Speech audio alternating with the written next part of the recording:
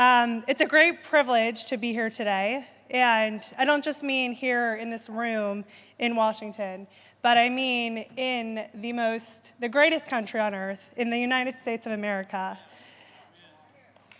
It's a country founded on the fundamental principles of freedom and justice.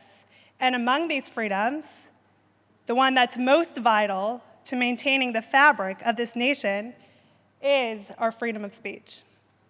And that's why the First Amendment is the First Amendment. The founders knew that there will always be people who want to impose their will on others, that the next round of authoritarianism is always around the corner, that power corrupts. They recognize that freedom of speech is even more dangerous to tyrants than guns, and they made sure it was protected in our founding documents. And the founders were right. Tyrants and authoritarians aren't mythical creatures or figures from ancient history.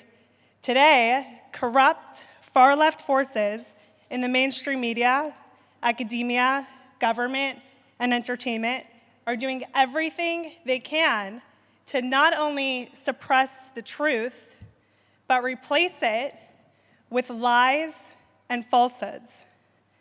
But, as with any lie, it begins to fall apart when you take a closer look.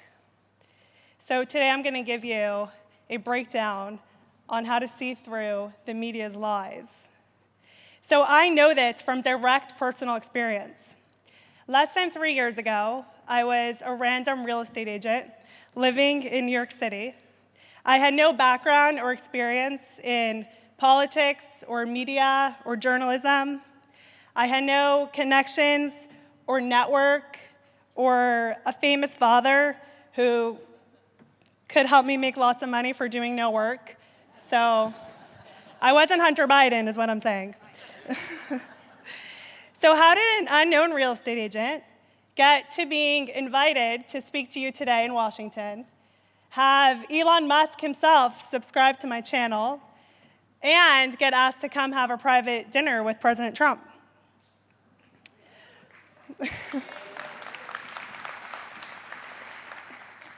So what happened during the pandemic opened my eyes to just how untrustworthy our institutions and the media have become. I started paying attention to what was going on around me. I was awakened. You could even say I woke up, but I'm not really into blue hair and septum piercings. So that's when I discovered TikTok. So I started browsing and was absolutely shocked and mortified by what I was seeing. If you look around, it's hard to miss the fact that the left controls every single aspect of our lives. They own the institutions, big tech, colleges and universities, besides one, Fortune 500 companies, the local stores where you buy your food and clothing. They run our schools, corporations, most of the media, and the three-letter agencies. They run the White House now, too. And they're using these institutions to implement their agenda of indoctrinating our children into becoming activists for their causes and instituting chaos and destruction. Never before have so many different institutions worked in tandem to overtake our culture and influence the minds of our youth, sowing confusion about their identity and causing physical, emotional, and mental harm. Their toxic ideology is everywhere you turn. And this is something I discovered firsthand when I began reporting on content that was being posted on TikTok and across the web by progressive teachers, radical LGBTQ activists, and anti-American views was seemingly all TikTok placed into my feed. And when I was seeing this, I knew that I just had to share this with America. And none of this was being covered by the media. So I simply started anonymously reposting TikToks onto Twitter under the name Libs of TikTok. And my page exploded. And in less than a year, I surpassed 1 million followers. And most of the content I was posting was unknown. The media wasn't talking about this dangerous app, which was a cesspool of mental illness targeting kids specifically. The American people were apparently equally as mortified as I was, and many eagerly followed me to stay up to date on the latest grooming tactics and insanity happening in schools across our country. I simply reposted the left's own TikToks to show the unfiltered truth of their own beliefs. I scoured the depths of social media, showcasing the words and actions of the far left and woke actors for all to see. And they absolutely hated me for it. I mean, they got so triggered. So remember when they tried to claim that critical race theory wasn't being taught in schools? Well, how can they continue to say that when I post firsthand evidence of teachers boasting about teaching it? You see this stuff, and they can't deny it anymore. Or what about queer theory? When Governor DeSantis signed the Parental Rights in Education bill, the left absolutely lost their minds. And they were claiming that, we don't need a bill for this because it's not being taught in schools. But it is being taught in schools, and you can't deny it after I bring example after example after example.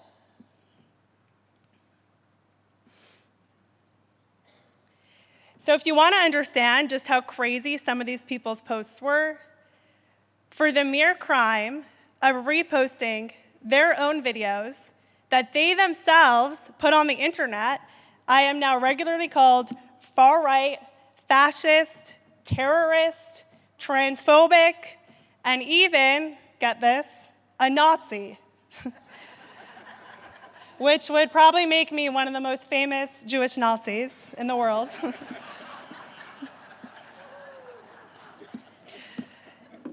And for my efforts, the ADL added me to their glossary of extremism, and the Southern Poverty Law Center put me on their hate watch list, all for simply reposting their own TikToks. I triggered them hard. And when they hate something, what do they want to do? They want to silence it. So since I began exposing the left, social media giants like Facebook and Instagram and Twitter, before Elon days, have played their part in attempting to ban, suspend, or suppress my speech, all because they hate simple truths. I was recently suspended from Facebook and Instagram permanently, and they both ended up reversing my ban after insane online backlash. My Twitter, on the other hand, was temporarily suspended 8 times before Elon bought it, all because woke leftists hate when their ideas are displayed for all to see. I was also suspended from Linktree, Slack, and TikTok itself for the crime of sharing the left's own views. As we all know from the Twitter files, the FBI themselves, along with Biden, had a direct channel to Twitter where they would request certain posts be censored and accounts be banned. Let me repeat that. The FBI and the President of the United States would ask a social media company to suppress the free speech of Americans because that speech was inconvenient to their narrative. Mind-blowing. So if you're a sensible, reasonable, rational person, you might be tempted to think, well, the government is suppressing the First Amendment right of Americans, and social media companies are censoring anyone who tries to raise the alarm and talk about this. Well, that's terrible, but I bet the media are all over the story, right? They're probably running several multi-million-dollar investigations because that's their job, to expose political corruption. There's no way they'd ignore this, right? Well, you are right. They haven't ignored it. They actually went much further than that, and they actively cover it up. They cover up stories that don't serve their agenda. And not just that, the left-wing media machine themselves also had a channel to Twitter where they would request certain accounts be banned.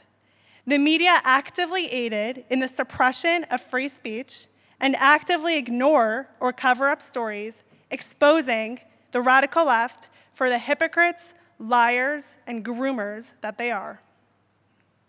Now, when I reported on Boston Children's Hospital offering hysterectomies to young girls, you heard me right, hysterectomies, to young confused girls who think they're boys, the media immediately went all out to cover up for them.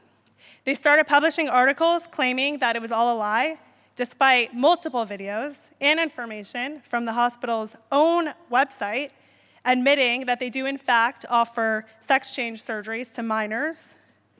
The cover-up from the media went so far that AOC herself mentioned me in a committee hearing and demanded to know why Twitter didn't ban me for my reporting on Boston Children's Hospital. But I'm not gonna let myself be defamed. I know how to have my own back. So here's me tricking AOC into taking a photo with her while I inform her that I just delivered an ethics complaint to her office for lying about me. Yeah, that was one of the most fun days of my life.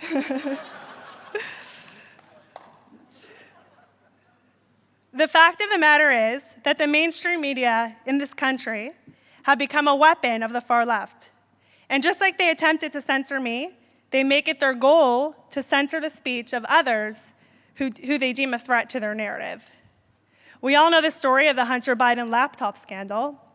The New York Post broke an incredible story exposing the crimes of Hunter Biden, only to have their Twitter account suspended and the story quashed on the eve of a presidential election. Put a 100% tariff on every single car. Sorry, okay. Not just that, but you weren't even allowed to DM the New York Post story on Twitter, or Twitter would suspend you. The corrupt media ran cover for years, claiming that the laptop was fake until its undeniability was made clear. And the same people who told you that Trump couldn't win in 2016, and that when he did win, it was because of Russia collusion, but also because of racism or something, that you must follow lockdowns while they dine at the French Laundry, that masks don't work, but then that masks do work, and then that they don't work again. I can't even keep track. That social justice protests during the pandemic lockdowns are a form of health intervention, that ransacking communities in the name of fighting racism is a mostly peaceful form of protest. The same media that told you that Jussie Smollett was a victim of a hate crime, that there are an infinite number of genders, that COVID couldn't have come from a lab, but then maybe it did actually, that you couldn't take Trump's vaccine, but then that you should take the vaccine once he's no longer president, that Leah Thomas is a woman. These same people are deciding what you're allowed to see and believe. And far from learning that their endless lies do nothing more than undermine public trust in the media, they appear to be doubling down constantly. So just a few weeks ago, Trump gave a speech, and he referred to the possible collapse of the auto industry as a bloodbath. So immediately, every mainstream news pundit took to the air to claim that Donald Trump warned of a literal bloodbath if he wasn't elected in November. And this is despite their hypocrisy of using that word very often. We're going to put a 100% tariff on every single car that comes across the line, and you're not going to be able to sell those cars. If I get elected, now if I don't get elected, it's going to be a bloodbath for the whole. That's going to be the least of it. It's going to be a bloodbath for the country. That'll be the least of it. When you heard the full context, when you saw those comments at that rally, what did you hear? What I heard was a continuation of the same rhetoric, the same endorsement of political violence that we've seen from Donald Trump for years. Look, Donald Trump's campaign says that he was talking about an economic bloodbath. Yeah. I don't know if I buy that, but that is in fact what the campaign said. He uses these high impact words that have either the direct or implicit tone of violence, right? So when he says the word bloodbath, He knows what he's doing, whether he means an economic bloodbath or something else. In the same speech, he is endorsing political violence. Oh, it was taken out of context. He wasn't talking about violence in the country. I call BS on that. Am I wrong? He was definitely sending a call to his supporters to have a reprise of January 6th, but even worse, because he is calling, when he says bloodbath, that means more of the weapons that we saw on January 6th. But as Politico.com reports tonight on the, quote, bloodbath at the RNC, headlines calling it a, quote, bloodbath. Be a bloodbath. Not only is it going to be a bloodbath, but after they leave New Hampshire, it's a bloodbath on her home turf. That's really tough. Trump has left a lot of corpses in his wake. I mean, we can count the bodies as part of the, quote, MAGA drive to take over Maricopa County. And the headline refers to it as an impending blood. Okay, I think you get the point. These hypocrites will use the same term over and over again, and when Trump uses it to discuss the possible destruction of the auto industry, they immediately go into overdrive to paint him in a bad light.